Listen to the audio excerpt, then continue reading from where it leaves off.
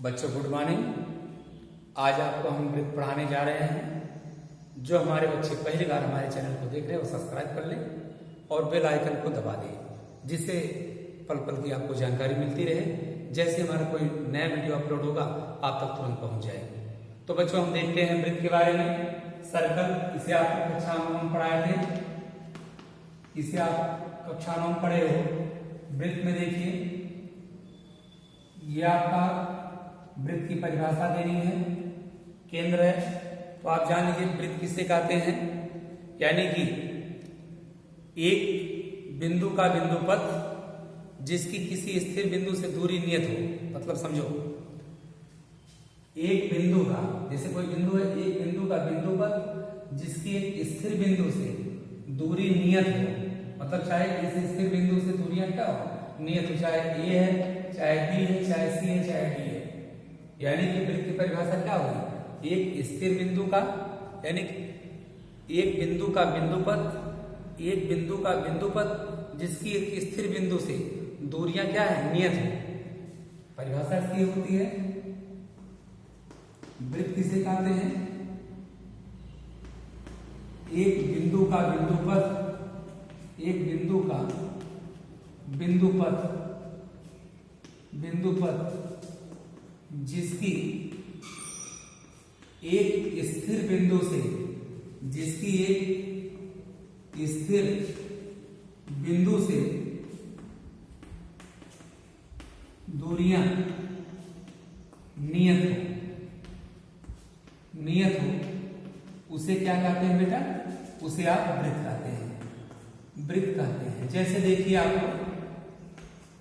यहां आपका वृत्त का मतलब क्या है, एक स्थिर बिंदु से, एक स्थिर मतलब एक बिंदु का बिंदु पथ, कोई बिंदु चल रहा है, एक बिंदु का बिंदु पथ जिसकी एक स्थिर बिंदु से दूरियां, जैसे ए पर गया उतने दूरी तय करेगा, जब बी पर जाएगा केंद्र से उतने दूरी तय करेगा, जब सी पर जाएगा तब भी उतने दूरी तय करेगा, जब डी पर जाएगा वो भी स्थिर बिंदुओं से उतना ही दूरी तय करेगा। इसे क्या कहेंगे, वृत्त कहते हैं। अब इसमें आप देखेंगे, अब इसमें आप पाते हो, अब दिए गए चित्र में ओ वृत्त का केंद्र हुआ बेटा, ओ ए बराबर ओ बी बराबर ए बी मान लें, सी डी मान लें। तो यहां देखिए ओ ए बराबर ओ बी, जितना ये इसकी दूरी है ये वृत्त की क्या कहलाती है, त्रिज्या कहलाती है। या ओ सी बराबर ओ डी, ये भी वृत्त की त्रिज्या कहलाती है। यानी कि वृत्त की त्रिज्या को आप किससे डिनोट करते हो, वृत्त की त्रिज्या आर होती है। और वृत्त का व्यास क्या होता है, वृत्त का व्यास बराबर 2 गुणे त्रिज्या कहलाती है। व्यास डी बराबर 2r। अब इसमें निकालते हैं वृत्त की परिधि। परिधि माने क्या होता है, एक चक्कर, ये पूरा एक राउंड लगाना ही वृत्त की परिधि कहलाती है। यहां निकालते हैं हम लोग यह वृत्त की परिधि, वृत्त की परिधि P बराबर 2 पाई r। वृत्त की परिधि बराबर क्या होता है, 2 पाई r। अब इसके बाद आप इसमें पढ़ते हैं चाप, जान लीजिए वृत्त का चाप क्या होता है, अर्चाप सर्कल, पूरा बेसिक इसमें वृत्त के बारे में पढ़ाया जा रहा, पूरा 9 का भी टर्म्स जोड़कर आपको बता दिया जा रहा है, जिससे आप इसका फंडामेंटल बात समझ में आ जाए। अब इसमें देखते हैं चाप का मतलब क्या है। यहां देखो वृत्त, इसका केंद्र O है, ए बी, यहां P, ये वृत्त का क्या कहलाएगा, चाप कहलाता है। अब इसके बाद यहां पर आता है ए बी, इसका भाग क्या है, चाप है।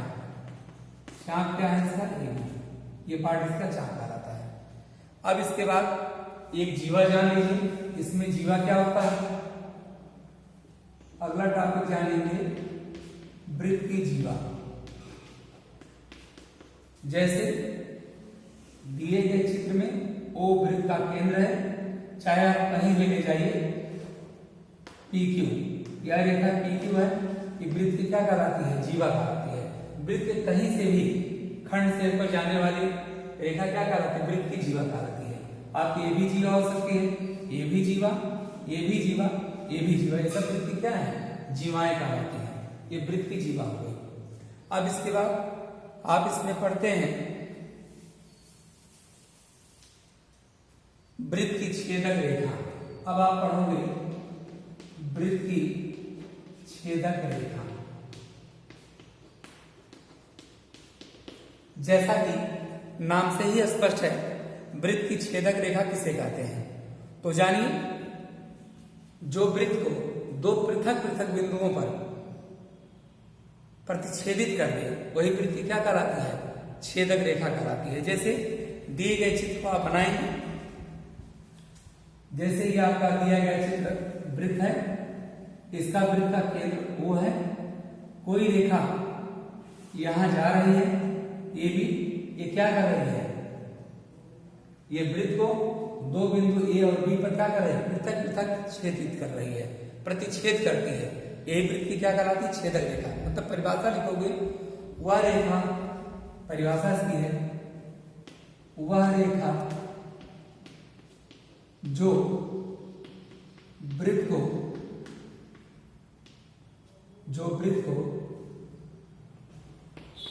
दो भिन्न बिंदुओं पर प्रतिच्छेदित करे उसे वृत्त की छेदक रेखा कहते हैं। अब यहां देखो बच्चों, ये भी कोई रेखा है जो वृत्त को दो भिन्न बिंदुओं क्या कर रही है, प्रतिच्छेद कर रही है, काट रही है। यही वृत्त की क्या कहलाती है, छेदक रेखा कहलाती है। अगला टॉपिक आता है वृत्त की स्पर्श रेखा का। उसके बारे में बच्चों आप जानोगे, वृत्त की स्पर्श रेखा नाम से स्पष्ट है। स्पर्श का मतलब क्या होता है, छूना। मतलब वह रेखा जो वृत्त को किसी एक बिंदु पर स्पर्श करके जाए वही वृत्त की क्या कहलाती है, स्पर्श रेखा। अगला टॉपिक होता है वृत्त की स्पर्श रेखा, यानी कि ये हमारी वृत्त है, दिए गए चित्र में वृत्त है और ए भी कोई रेखा है, मान लीजिए यहां थोड़ा दूरी है तो आप इसको स्पर्श करके बनाएं। ओ केंद्र का एक वृत्त है, कोई रेखा ए बी इसे क्या कर रही है, बिंदु P पर छू कर जा रही है, तो ये P बिंदु क्या होगी, वृत्त की स्पर्श रेखा कहलाएगी। जहां पर अब यहां देखिए दिए गए चित्र में स्पर्श बिंदु क्या है, स्पर्श बिंदु वह बिंदु जहां पर स्पर्श रेखा वृत्त को छूती है, वह बिंदु जहां पर स्पर्श रेखा वृत्त को स्पर्श करे उसे स्पर्श बिंदु कहते हैं, स्पर्श बिंदु कहते हैं, उसे स्पर्श बिंदु कहते हैं। तो स्पर्शी क्या होती है, वह रेखा जो वृत्त को स्पर्श करके जाए। अब इसकी परिभाषा जाने, जो रेखा वृत्त को स्पर्श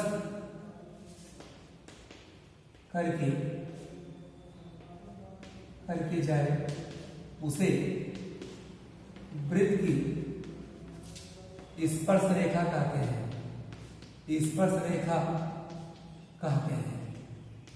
तो कहने का मतलब बेटा ये है, यह एक रेखा ये भी है जो वृत्त को P पर क्या कर रही है, स्पर्श करके जा रही है। जो वृत्त को स्पर्श करके जाती क्या कहलाती है, वृत्त की स्पर्श रेखा कहलाती है।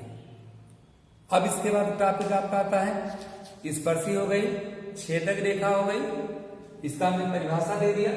अब इसके बाद आपको जो है इस पर आधारित प्रमेय, तो इस पर आधारित जो प्रमेय है आपको अगले वीडियो में हम डालेंगे, जिससे आपको जो है इसके प्रमेय को समझ में आ जाए।